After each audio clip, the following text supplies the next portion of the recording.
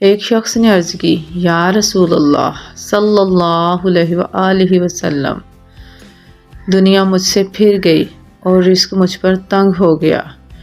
آپ صلی اللہ علیہ وآلہ وسلم نے فرمایا، تم فرشتوں کی تسبیح پڑھا کرو،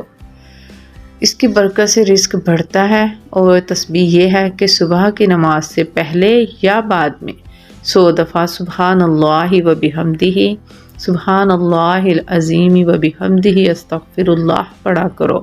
اس کی برکت سے دنیا تمہارے پاس ذلیل و خوار ہو کر آئے گی اور تم کو غیب سے رزق ملا کرے گا، اور اس تسبیح کے ہر کلمہ کی برکت سے اللہ تعالیٰ ایک فرشتہ پیدا کرے گا جو قیامت تک یہ تسبیح پڑھتا رہے گا اور تم کو اس کا ثواب ملا کرے گا۔ اس شخص کا کہنا ہے کہ میں نے یہ وظیفہ پڑھنا شروع کیا اور ہمیشہ پڑھتا رہا۔ تھوڑے ہی دنوں میں اللہ تعالیٰ نے میرا رزق کھول دیا اور میری تنگ دستی دور کر دی، اور ارشاد فرمایا، سبحان اللہ و بحمدہ، جو مرد یا عورت دن میں 100 دفعہ پڑھے گا تو اس کے سب گناہ معاف ہو جائیں گے، اگرچہ سمندر کی جھاگ کے برابر ہی کیوں نہ ہوں۔